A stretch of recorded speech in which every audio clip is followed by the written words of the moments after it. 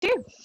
That's great. So if, as Amy said, we're recording this this chat just because it means that lots of people watch it afterwards who can't actually make it at this point because they're at work or busy doing something else.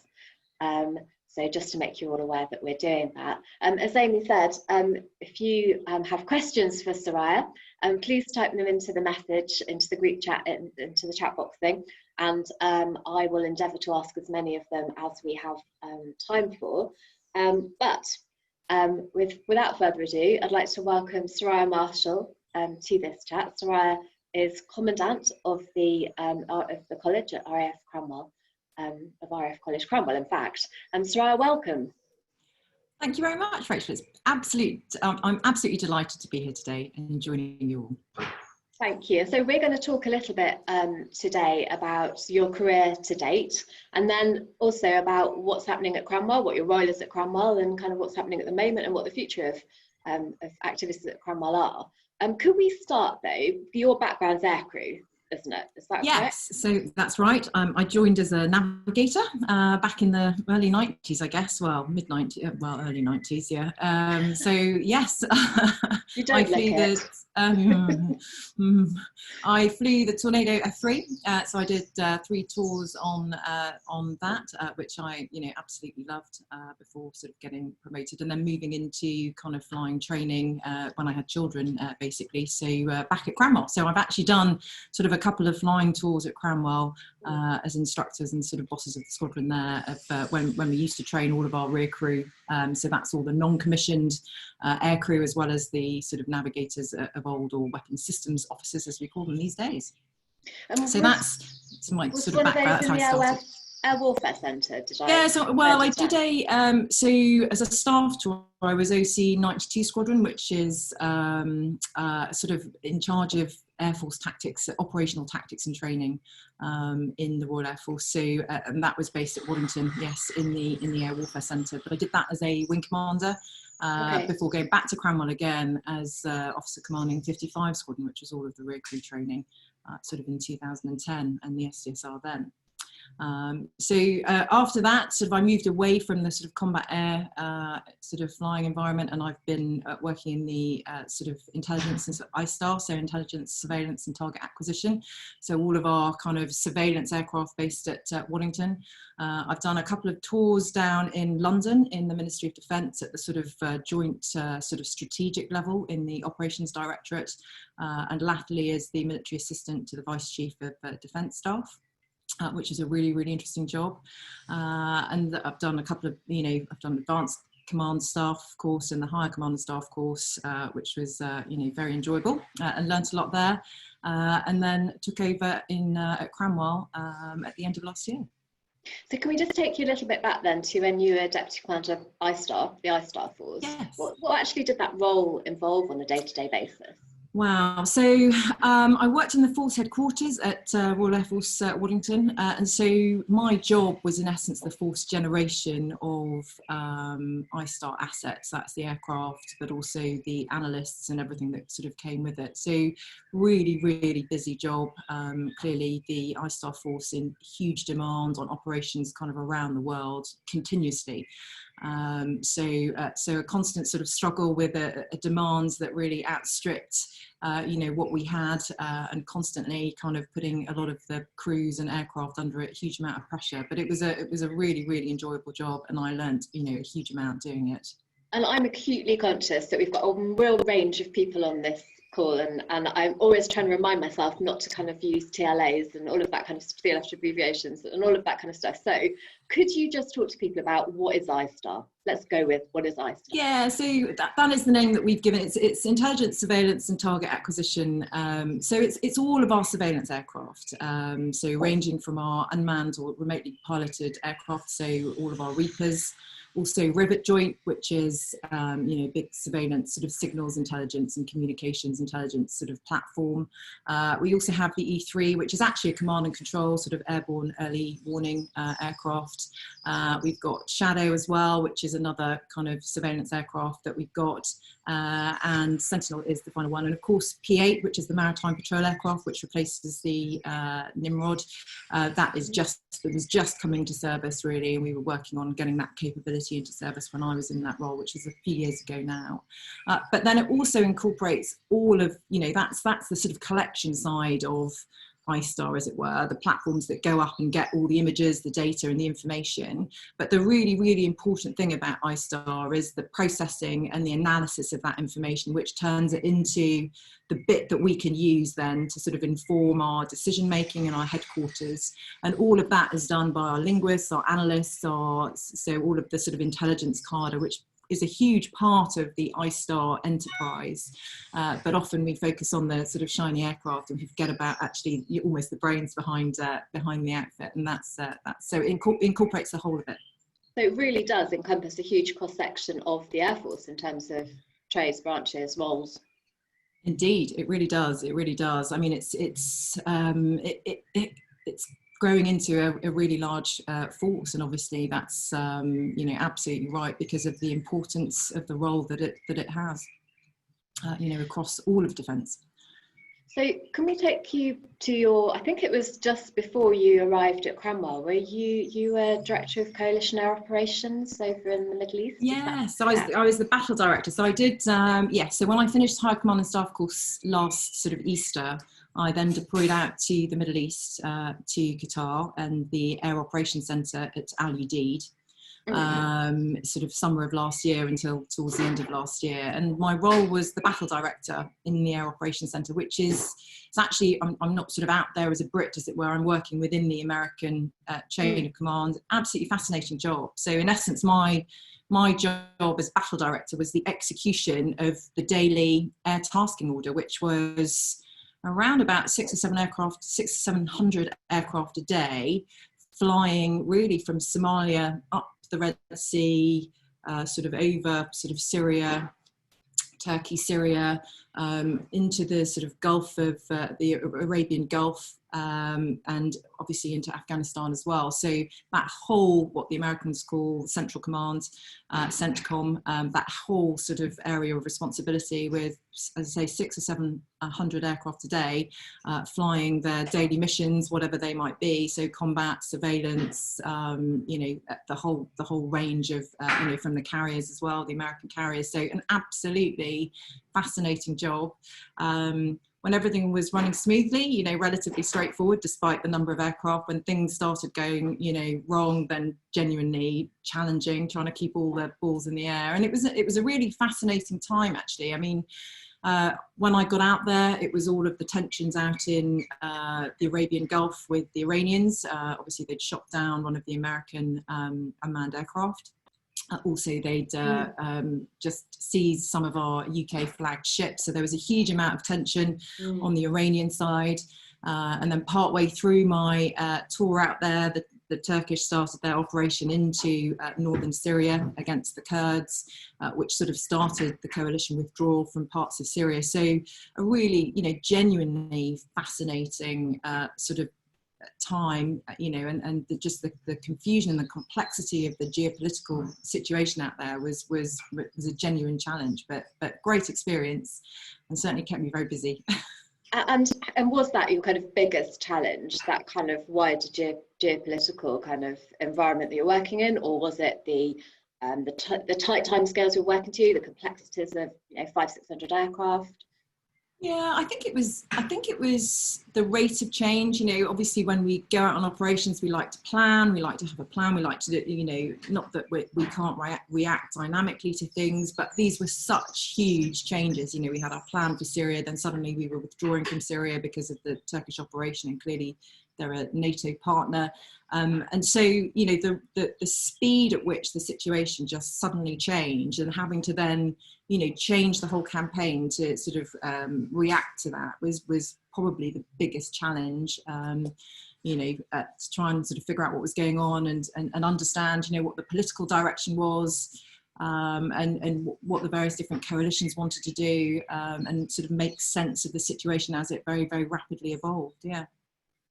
And looking back, I mean, you've had a really varied, interesting career from your, tornado navigator days on, and it's lots and lots of different types of roles. Which of those roles do you think stood you in best stead to be able to nail that job last year? Because we're assuming you nailed it. Yeah. Well, I hope so. That's a really interesting question, and I think my philosophy in the Air Force is I always like to do different things. So each tour I've done, I've tried to kind of do something new, learn a new skill, broaden my kind of horizons and my experience base a little bit. And so I think, because I've chosen and very much, wanted a career like that sort of challenges me rather than doing, being a sort of a deep expert at one thing. I think that really helps me. I mean, there was so much actually that the hardest aspect of the job last year was the strategic, complexity of it. And actually working in Vice Chief's office was all very strategic, dealing with, the Russians, dealing with, really difficult kind of strategic issues and awkward not coalition partners, but awkward international partners, and really watching how he, as the Vice Chief, kind of dealt with those situations. I think, I learnt a huge amount from that experience, which actually, when one of my jobs in the Air Operations Centre last year was to speak on the Russian deconfliction line, to make sure that we didn't end up in an inadvertent conflict with the Russians, because we were flying in close proximity with them, obviously with them supporting the Syrian government and then making an agreement with the Kurds as well. So, again, my experiences from that role genuinely helped me, and actually from my time in the Ops Directorate as well at the sort of joint strategic level, really helped me deal with that job. But then obviously my experiences in the I-Star Force and in combat air and being a weapons instructor helped me deal with the full range of aircraft that I had to deal with and be in charge of and direct, I suppose. So I can't sort of pin down one specific tool. I think all of my experiences over sort of the last 25 years or 26 years of my career helped me be able to cope with that job. But then also, as the battle director, your job as a leader, have a team of about 300 people in the Air Operations Centre who are all running different jobs that look to you for leadership and guidance. And so all of the sort of skills that you learn as an officer, just generally, so nothing to do with flying and aviation, but your sort of leadership skills, how to build a team, how to get the best out of the team, all of these things kind of help you do the job, really. So, I think my entire experience in the Air Force sort of helped me be able to deal with it and hope to get through it well.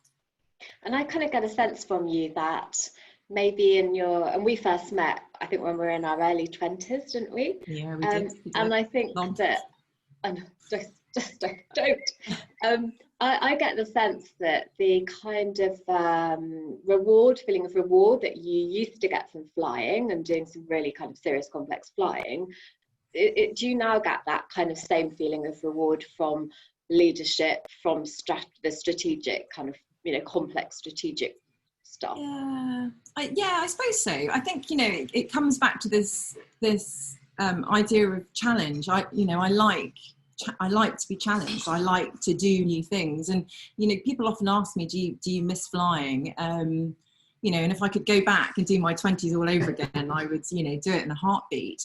But actually, I think most aviators fear the idea of moving out of the cockpit and into a staff job.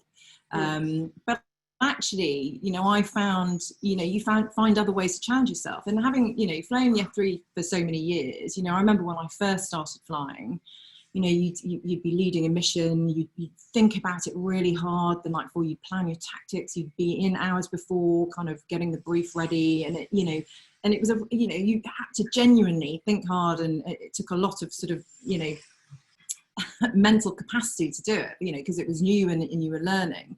And, by the time I left the F3, you'd go right, you'd rock up, half an hour before the brief was due to start, because you'd done it all, so it was sort of second nature to you, and it was still challenging, it was still exciting, but actually, because you've done it for so many years, it becomes slightly easier, of course, like anything you do. And so what I found actually is going into various different staff and command tours and doing different things, and especially seeking out genuinely new, different jobs rather than doing kind of the same job each tour. I feel like I've maintained that sense of challenge, which has really kept me engaged and interested in the job that I've done. And I can honestly say I've loved every single job that I've done kind of in the Air Force, which is why I'm still here. So, 26 years later.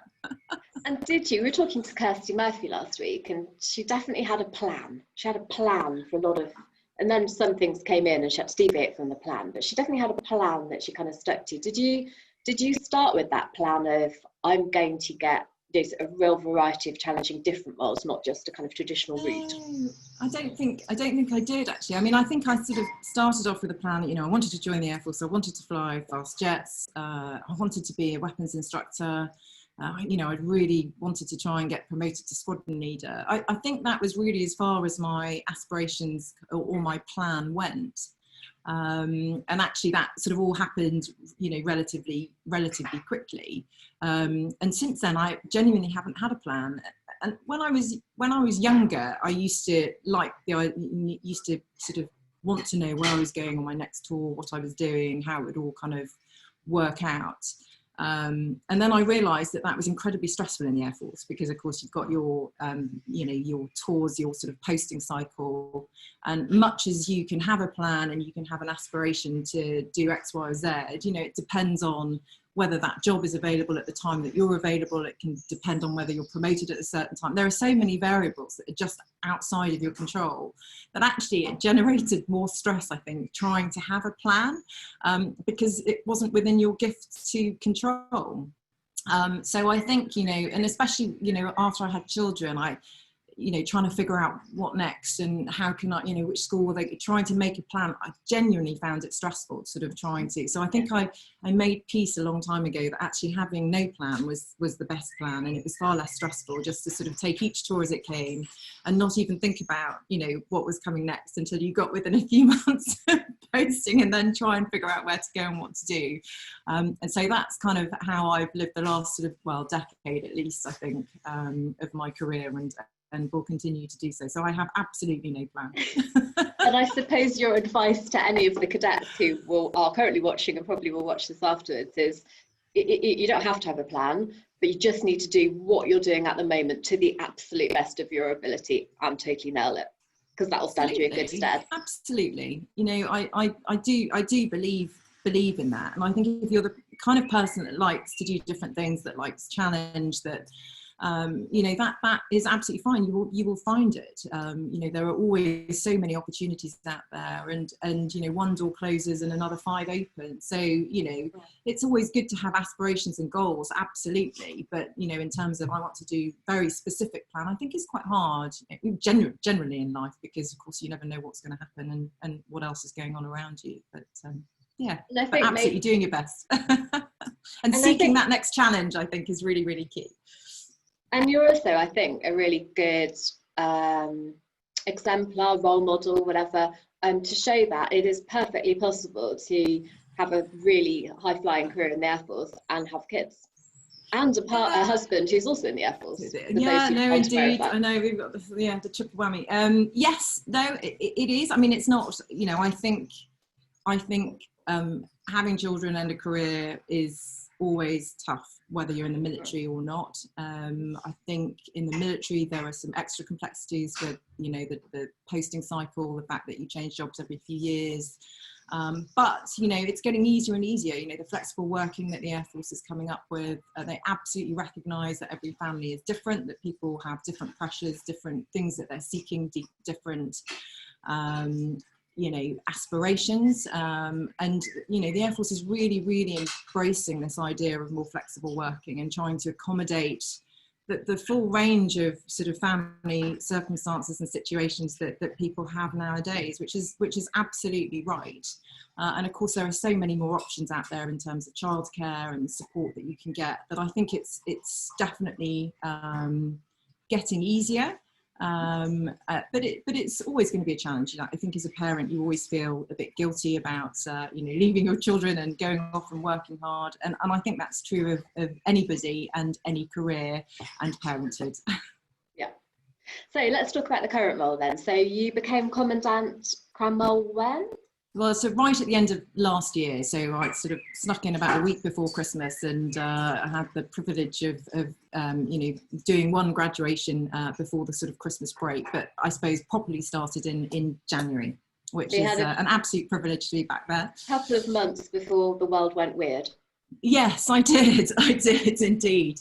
Yeah, so it's a fascinating job actually, and although my title is Commandant Cranwell, it's a little bit misleading because my sort of area of responsibility is so much broader than Cranwell. So I suppose it's sort of divided into three pillars. The first pillar is sort of inspire and attract. So this is sort of aimed, we've got a youth and STEM program aimed at 11 to 14-year-olds, trying to engender real love and enthusiasm for STEM subjects, sort of in conjunction with schools, and that's a national program. And how do you do that? Which started with, how do you do that? Oh, so we have a wonderful team. I have a wonderful team at Cranwell. This sort of started in the RAF 100 year with the Inspire theme. So they work with schools, they work with things like the Big Bang, you know, at the NEC. They have residential courses. We have a whole host of STEM ambassadors throughout the Air Force who come and support other people. So it's a collaboration with various different industries, with schools, with national, you know, bodies to sort of provide these camps, these challenges, these resources. You know, we've got STEM in a box so that we can send them off to schools and they can run classes, you know, doing, you know, whether it's programming little Spyro balls or building things or whatever, you know, programming Lego robots. I mean, there's a whole range of things, but it's absolutely not designed to recruit. It is just designed to get the 11 to 14-year-old into STEM subjects in the hope that they will go on to do engineering or apprenticeships or whatever, be that an industry or of course in the Air Force. So hugely successful program. We reach over 1 million children a year, and our aim is to keep that up for the, you know, the next 10 years, to really try and, you know, infuse STEM as in that age group. So start them young. We then have the Air and Defence College, which is sort of, for those who don't want to go and do A-level, they can go and do BTECs, and this is a more vocational Air and Defence College with an option for those who wish to then join as a recruit into the Royal Air Force at RAF Halton. And then I've got the University Air Squadrons. Sorry, where's the college? Where's the Air and Defence College? So we've got Lincoln, we've got Stamford, and we're just about to branch out into East Anglia as well. So it's a fairly new initiative. So we're working with existing colleges. So it's a course that is provided, and we support that. And hopefully we'll expand it to, well, it's been very successful actually, especially when we're looking at things like cyber, you know, trying to get people who perhaps don't want to go down a traditional route of A-levels and degrees, but want to do something more vocational and apprenticeship based, then it's sort of a good alternative for people who prefer that kind of study. So something you'd really recommend to people as a foundation then, if they're interested in going into the Air Force and they don't want to do that traditional route? No, indeed. I think it's a really good, and actually one of my friends' sons did it, and you know, before I even took over this job, she was talking to me about it and how wonderful she thought it had been, and how her son really enjoyed it, and it sort of opened his eyes to the range of things that are out there that you can do within the Air Force, and you know, and it was where his interests lay in the kind of computer sort of realm. So it really was very effective for him. And also within that pillar, I've got the University Air Squadrons as well, and the Air Experience Flying. So all around the country, which is fantastic. I've then got the second pillar, which is to train those who join the Air Force. So that's all of the officers at RAF Cranwell who come and join the Air Force, but also all of the recruits who join the Air Force as well down at Royal Air Force Halton. So that all comes under my sort of area of responsibility. And finally, I've got the third pillar, which is sort of what I call the postgraduate pillar, which comprises the Tedder Academy of Leadership and the Robson Academy of Resilience.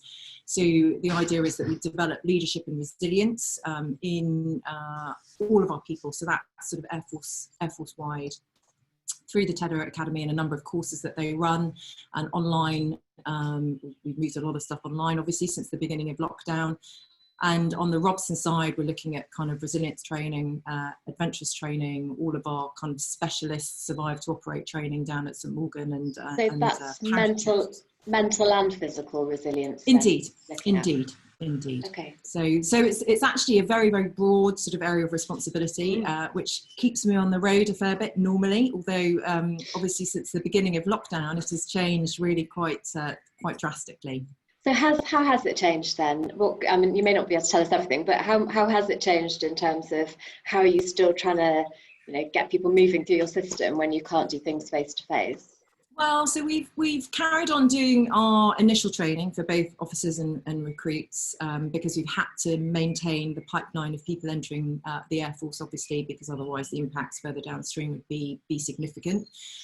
We've had to reduce the number of people that we're bringing through to sort of critical, branches and trades only, certainly on the recruit side. And we've had to slow down the entry a little bit at Cranwell just so that we can try and adhere to the government guidelines. So in effect, we've adapted our training to ensure that we social distance, to put in place lots of different kind of hygiene regimes, etc., to reduce the risk to our instructors, support staff, and cadets and students going through. So that was certainly challenging in the first few weeks, trying to adapt everything whilst we were still doing it. And of course, it took people a while to settle down, to sort of understand, what does this mean? What's the risk to me? How can we make it work? So that was a fairly challenging couple of weeks, but we seem to have settled into a sort of a new normal now, and we've kept obviously that pipeline going for both the officers and the recruits. In other parts of the enterprise, obviously all the stuff with schools and universities, that has in effect ceased, in line with the schools and universities themselves. But we have done a huge amount of work. We're moving stuff into the virtual space really, really rapidly. So the university air squadrons are doing sort of virtual ground training and virtual town nights that they would normally do in person. The same with the Youth STEM programme. We've been working with all of the schools, trying to provide online resources to support families and schools during lockdown, because it's a perfect opportunity to give people projects and to give them activities that they can get engaged with. So that's been great. And the same on the sort of leadership side, particularly in resilience, actually, online webinars, online conferences and forums. And of course, working from home, being more isolated is, genuinely something new for the military, where although, there is a big drive to embrace more flexible working from home, I think, it's been a fairly slow shift in culture. We are used to, generally in the military, coming into work and being in work all day. So actually now people are working remotely, which has been, phenomenally successful. Actually, we've maintained output. It's kind of worked. It's just a big change to the way we normally do things. And of course, that brings different challenges. How do you lead a team when they're spread about remotely? The isolation, you don't have the support and the network that you do have normally. So actually for TEDA and the Leadership Academy, they've done a lot of work trying to help people kind of through that, leading through crisis, leading yourself, supporting yourself in isolation, improving your sort of resilience. So we've done quite a lot of work kind of Air Force wide to really try and help people do that. And of course, I think a lot of virtual stuff is here to stay. I think we will migrate an awful lot of our training to the virtual platforms, which again was always an aspiration. I just think it's kind of speeded the process up maybe 2 or 3 years. So you think that COVID-19 has had, in some ways, and God knows it's an awful situation, but there has been a positive effect for some of the ways that you do business? I think so, and I think it's really important to try and find those positives as well. It's a horrendous situation nationally, and the lockdown has been really difficult, and obviously many people have lost loved ones, and it's a tragic situation. The Air Force has been striving to sort of modernise the way it works, and we have this sort of Astra program, which is our journey over to the next sort of to 2030 and 2040, and how we try and bring where we want to be there forward to the here and now, and really try and make ourselves a much more modern organisation, so we can compete in society, we can attract a more diverse range of employees, etc. So this was absolutely part of the grand plan, but I do think that the lockdown and this crisis has almost been a catalyst to sort of, we've leapt forward sort of 2 or 3 years, and actually achieved through necessity what we wanted to achieve, and probably would have taken longer had we not had the crisis. So yes, I think there are some really, really you know, important lessons that we need to learn from in terms of the way we work. And we need to be careful that we don't go back to the old ways of working, but we need to take the positives and the benefits that this has provided us and you know, implement that in our day-to-day activities. And so let's just focus a little bit on basic training and initial officer training, so Halton at the moment and Cromwell. What's the future of how that's kind of developing for the Air Force? Because I think we'd all agree, and we're very partisan, but you know, we it's a crown jewel. We do it marvellously. So how is that? How's I mean, I know there's plans for evolving it. How will it evolve? So there are big plans, actually. So we have, well, there's a program called Socrates, which is sort of an Air Force-wide program. The aim of Socrates is to really modernise our training, to try and eradicate duplication. So if you've already been trained in something, you don't ever have to sort of duplicate that and conduct that training again, to obviously capitalise on technology and online learning and more modern sort of teaching and learning methods. And our version of that has been Project Mercury. So we have totally and utterly redesigned our officer training. The first course is due to start in August of this year. And it is not just a sort of adding on a bit here and taking off a bit there. It is a fundamental redesign. So we've modularized it. We have digitized the training methods, so new platforms, and really tried to embrace the most up-to-date sort of modern ways of teaching and learning. So it's a very adult learning environment rather than a, you know, sort of a more old-fashioned one. And in essence, what we've done is we've sort of looked forward with a whole variety of stakeholders, from think tanks to universities to obviously military and so on, to try and understand what an Air Force officer of 2030, 2040 needs to be able to do. And using that, or what the Air Force of that era will look like, and therefore what the officer needs to be able to do and what skills they need to have. And using that sort of model, we have totally and utterly redesigned our officer training course. So it's really quite groundbreaking stuff. You know, the team have done an absolutely superb job. They're hard now writing the sort of finishing touches on the course, and the first course will be delivered in August of this year. Can you give us a couple of examples? A couple of practical examples, or is it top secret? Well, it's not top secret, but I mean, the course is still being written. Ultimately, we've got sort of all of the training objectives. That's a bit of an unfair question. Yeah, and how it's going to be delivered is absolutely what my staff at the officer training unit are doing right now. They're writing all of the lessons. I mean, for example, if you're, I suppose I'll give you a few examples. If you are being commissioned from the ranks and you're an ex-airman, you won't conduct the first sort of 6 weeks of the course. You will do, sorry, my daughter's just coming and talking to me. So you will do the first sort of, you won't do the first 6 weeks of the course. You will, because that's the basic sort of entry kind of skills, and you've already done that. You've learned those skills, you've had it, so they will join later.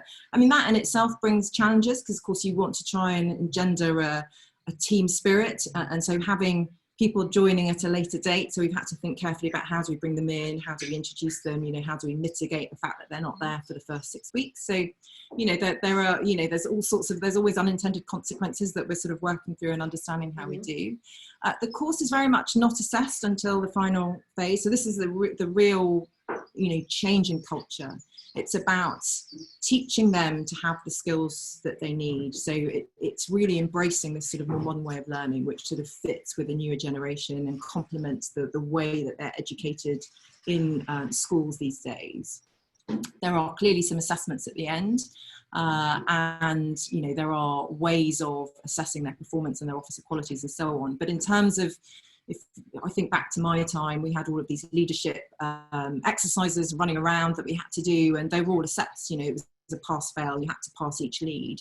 You know, that is not the case now. So it's about really, it's creating a more adult environment. So again, I mean, there are obviously checks and balances in there, and they have to achieve a certain standard before they pass out. But it's just done in a totally different way.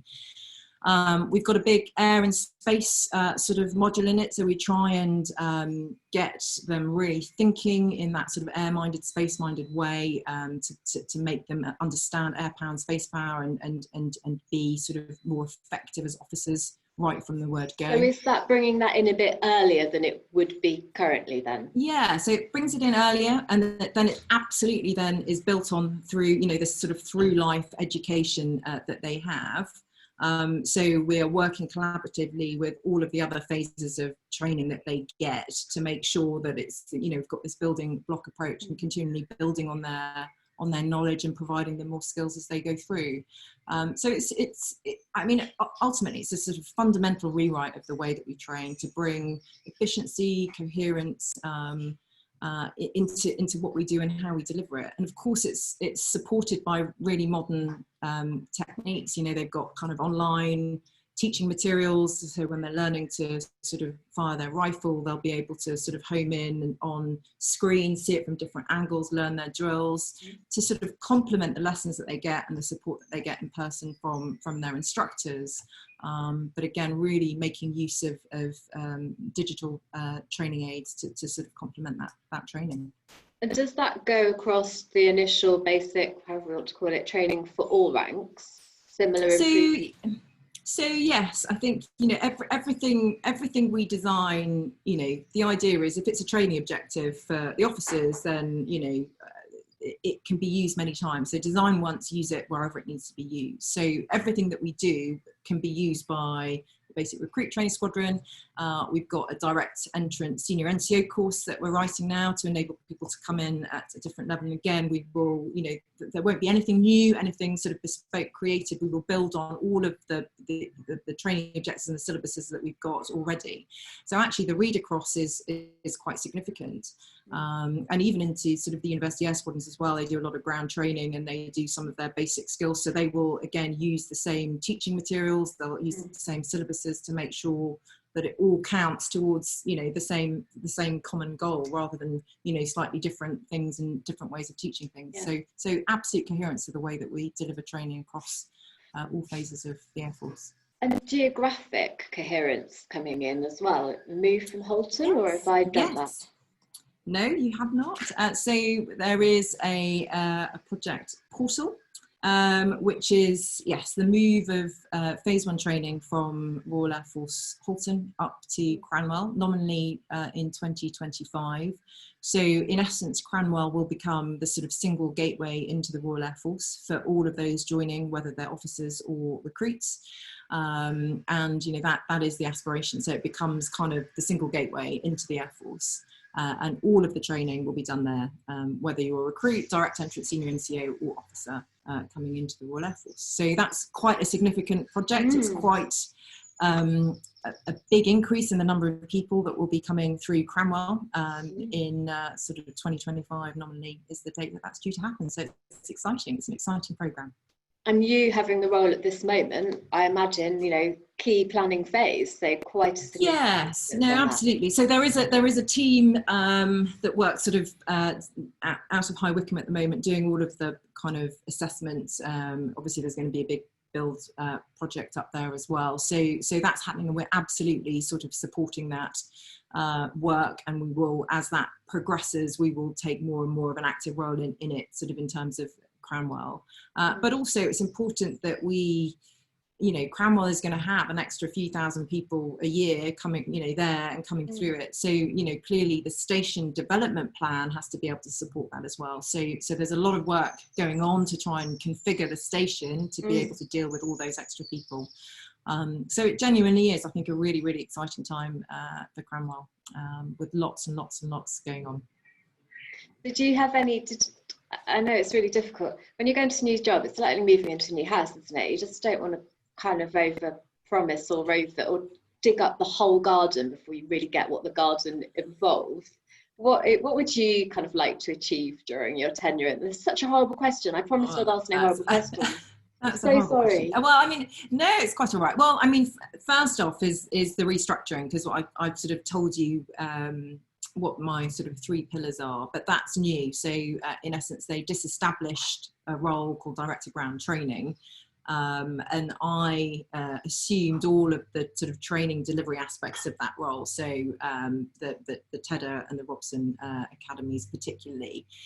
So I sort of came straight into a restructure, actually trying to sort of make sense and bring a bit of coherence to my new area of enterprise, and make sure actually we're also integrated rather than having a collection of different units that do different things. Make sure that everything that goes on in TEDA and leadership, for example, obviously all of the sort of most modern thinking and current thinking in leadership is absolutely tied into the training that we deliver, for the officers and the senior NCOs coming into the Royal Air Force, incorporating all of the aspects of resilience, both physical and mental, making sure that, again, that is incorporated in our training all across. And of course, moving that to the University Air Squadrons as well, trying to get as much value from the University Air Squadrons as we can. We recruit, a fair proportion of our officers from the University Air Squadrons. So again, trying to make best use of the time that we have there. So making sure their syllabuses and their training counts towards when they come into the Air Force, so they could potentially join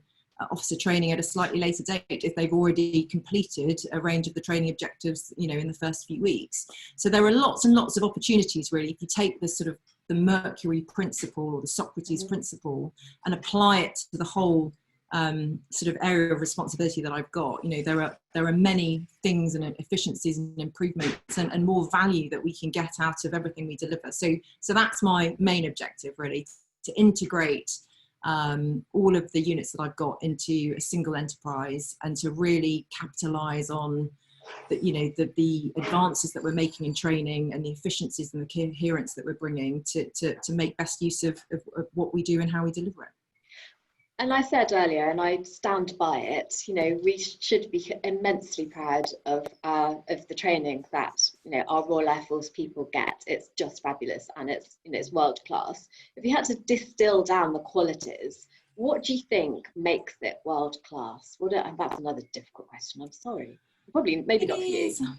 So, I think the instructors that I've got, both on the officer training unit and down at Halton, are wonderful, absolutely fantastic. And if I look at the way that they have dealt with this current crisis, their ability to adapt and innovate, to work through obstacles and come up with solutions. The fact that they've been empowered to really take control of what they deliver and how they deliver it. If I look at the work that's going on at the moment at Cranwell in terms of them designing and writing the course, I think the qualities that they're exhibiting there absolutely define what makes it so great. The fact that they genuinely are enthused, they innovate, they adapt, they're empowered, this idea of mission command, that they take responsibility for what they deliver, they have so much pride in what they deliver and how they deliver it and the product that they, create at the end. I think that's what makes it, and their absolute professionalism. That's what makes the training so great. So looking back on your career then, and what you've learnt along the years, the small number of years, what I can see, there's a number of cadets on this call at the moment. I'm sure there's others who are perhaps thinking of joining the Air Force, or there might be some who are in the Air Force and thinking about their future career in the Air Force. What words of wisdom would you give in terms of how to get on in the Air Force, both in terms of getting in the first place, but also how to be successful? Oh crikey! There are so many things. When the officers graduate at Cranwell, I kind of talk to them about two things. Obviously, they'll have finished their first phase of training, but it is absolutely only the first phase in their education. And I think something that the military does really, really well is train its people through life, not just when they walk in the door, but all the way through their life, be that sort of a continuation of leadership training, new skills, or pretty much anything, a return to academic training for those who want to go on and get masters and PhDs and all the rest of it. And I think a really, really important part of realizing your potential as an individual and achieving so much more as an individual is is remaining curious, you know, in absolutely embrace that education, you know, the love of learning new things, new skills, because I think you will only ever achieve, you know, what you want to achieve, and more than you ever dreamed of achieving, if you continue on that journey. So, you know, absolutely keep looking for the next thing that you can learn, and you know, this idea of training and education is absolutely key. I think the second thing is something I've already mentioned. It's this idea of challenge. You know, always look for the next challenge. Always challenge yourself to be the best version of yourself you possibly can, and challenge other people around you to be better. Again, whether you're a leader or a follower, I think this idea of challenge is really, really key, and it helps other people achieve their potential, and it also helps you achieve your potential. So those are the two things that I sort of talk about, and I think are really, really important, and will place you in good stead as you go through your career.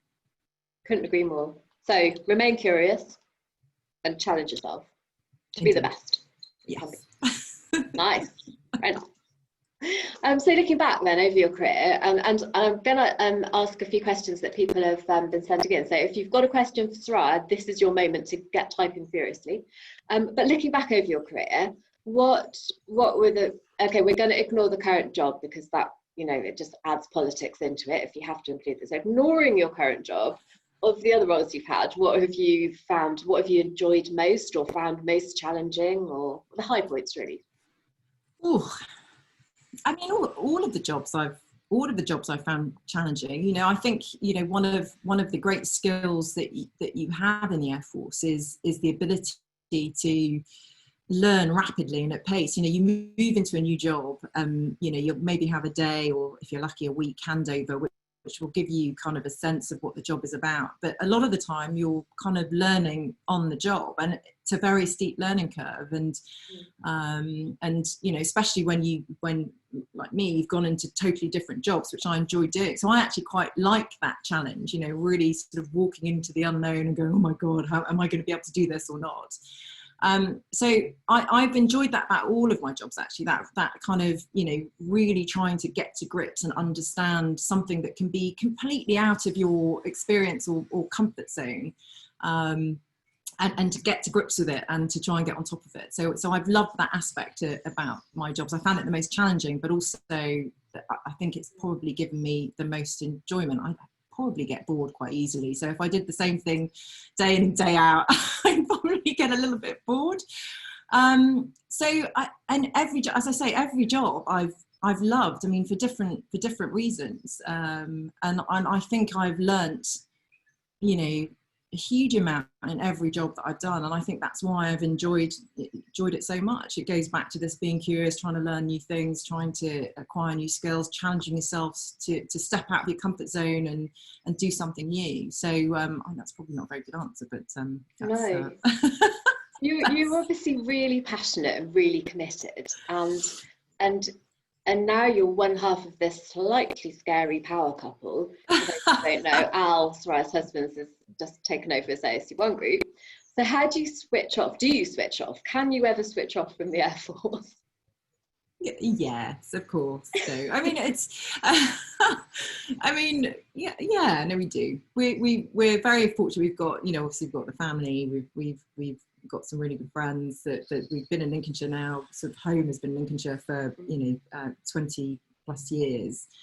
We've got lots of friends around and about who we're very close to. So, you know, it's sort of easy. It's sort of some Air Force obviously, but some non-Air Force too. So it's sort of easy to step away and have downtime and do different things. And we've got lots of interests, you know, outside of work. We don't have much time, but we've got lots of interests. So we're always, you know, we love traveling. We love going away. The kids love traveling. And you know, the kids are normally away at school, but holidays and, you know, previously weekends when they're at home, it's sort of real family time for us. And, you know, we get into trouble if we talk about work from the kids. So it's a non-starter. They're policing you.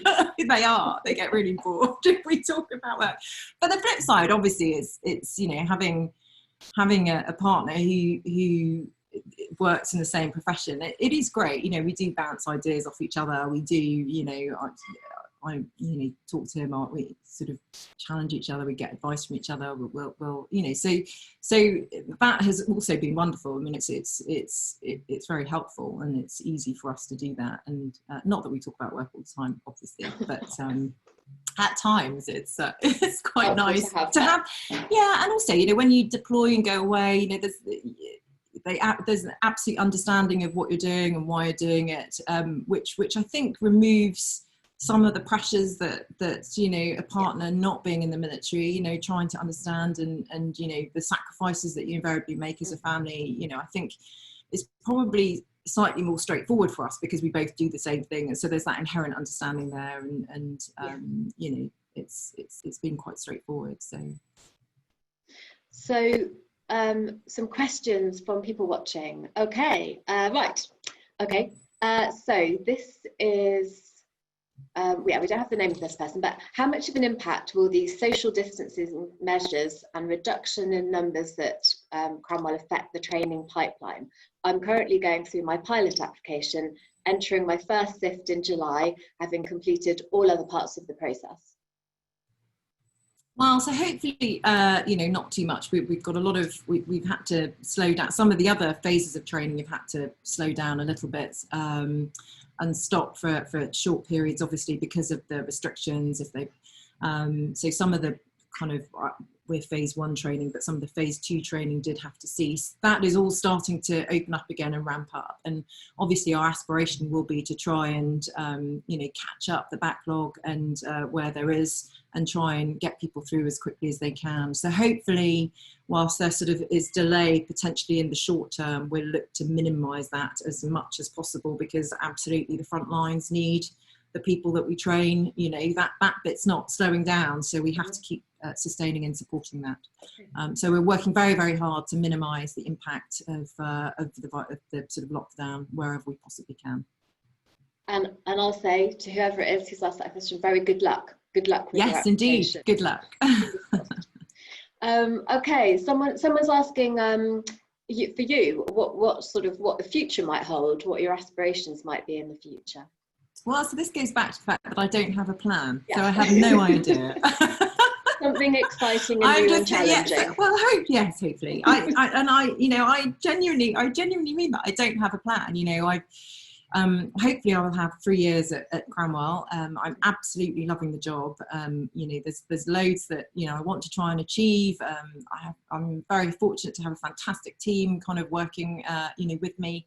I just want to really enjoy, and I love being involved in kind of early training. The enthusiasm of all of the people looking to join and entering the Air Force is absolutely infectious. So I'm really, really enjoying it. It's such a privilege as well, being there on graduations down at Halton and at Cromwell. They are the finest moments. So I genuinely love it. So I'm very keen to do sort of a full tour at Cromwell, and then, a few months before the end of the tour, I'll start looking at what might be available for me to go and do. But I genuinely, have no plan. And we've got another one here. It's not a question; it's more of a comment, and it's from the amazing Gavin Mackay. Hello, sir. It says, "Good morning. First time on here. Thoroughly enjoying it. Marvelous to see Cromwell in such good hands." And I was looking He's looking forward to hearing his fellow Harrier mafiosi Dick Johns and Gary Waterfall in due course as well. Yeah, that's going to be a fabulous chat. And I hear that Gary has managed to twist you into helping our RAFA rides virtual in some way. Yes, well, so I did cycle. I cycled last year, so it was one of the last things I did before I deployed. So although I was not brave enough, yes, non-virtually, I only did the shorter distance. I think we had a ball to go to in the evening. So this year, that was my excuse. Yeah.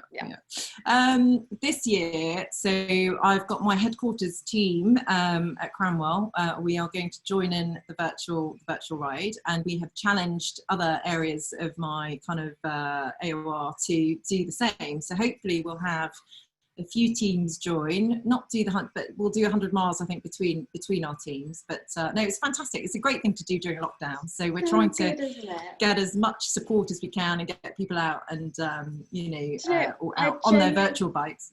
I genuinely think it's going to be just as successful, and this is partly due to Gary's, and sorry Gavin and anyone else on the call with a Harrow background, but partly due to Gary's dogged determination and just, oh my God. He's done a wonderful job. He's done an amazing job. I think it's going to raise more money than it probably would have done if it had been an actual physical ride as it was originally planned to do. I'm pretty sure that Amy told me earlier it's raised so far, we're almost at 12 grand. It's fantastic. That is fantastic. And there's, there's some other amazing people at Cranwell who are, so Ash, Aldroy Clark, who's one of the rafflers, he's got together this team as well, and they're doing some lockdown challenge, and I think they've been going about 3 days. They've raised over 1,000. So Cranwell and other areas of your responsibility. Yeah, so I think Halton are going to have a team. I think we've got a few teams at Cranwell, but we're hoping to get a few more. So that's great. It's a fantastic thing to do during lockdown. It's a challenge to do something. It's for a fantastic cause. Why not? So we're absolutely encouraging everybody to get involved and come up. And I think the other challenge is they're doing it's called the Pathfinders Lockdown Challenge. I think it's something like they're walking 4 to 6 miles or something like that. It's pretty cool anyway. So, and it's been really great actually. I mean, go on. No, so the University Air Squadrons did a fantastic challenge for the NHS charities. They ran all of the University Air Squadrons together. I mean, they've raised over £20,000 actually, but they ran 10,200 kilometres, so from Lossiemouth, the equivalent distance of Lossiemouth to Akrotiri in Cyprus and back again, all in their back gardens. And there are some hilarious videos online of them running around a real range of different back gardens in a range of different costumes. And they did it 24 hours a day. It took them about a week, and they were obviously all contributed to absolutely fantastic effort. There are some wonderful initiatives out there, and it's really good to keep people busy and doing something for good causes during lockdown.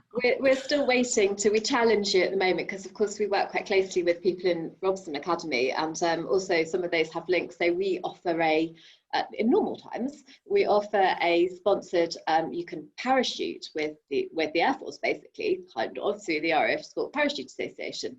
I haven't yet found out whether Mark Smith has got himself a virtual alternative to the parachute. So that's the next challenge. And I'm not talking wind tunnels. And thank you also that might to be a challenge. And thank you also to Suraya, because you're an ambassador for us, and we really value kind of what you do in terms of explaining what the association does to support that wider RAF community as well. Well, it's my pleasure. It's great to be part of such a wonderful organisation. Oh, well, thank you. And thanks for joining us today. And from the gorgeous sun, it looks lovely outside in your garden. I can still hear the birds. And thank you to everyone who's asked questions and who's joined us today. And I know that we can't see everyone, but I'm going to raise a toast of my RF Association mug to you all, and to have a lovely day. And I hope you get some time to all enjoy the sunshine. And I think on behalf of, there's a really decent number of people on this call today, and I know lots of people watch it after us, but on behalf of all of you, I thank you, Suraya. Thank you. That was really fascinating and engaging. And I cannot wait to see Cranwell continuing to go from strength to strength that has done. Oh, thank you very much. A centenary. It's 100 years. Yes, 100 years. Well, yeah, I know. So it's like the 100 years of the college. Yes, this year. So unfortunately, all of the celebrations that we had planned are being delayed slightly, but it is absolutely 100 years. We have the oldest Air Academy in the world. So another thing to be proud of. So yeah. And we are very proud of you. I'm very proud of all your people. So thank you very much, Suraya. Lovely to speak to you. Yeah, and you. Bye.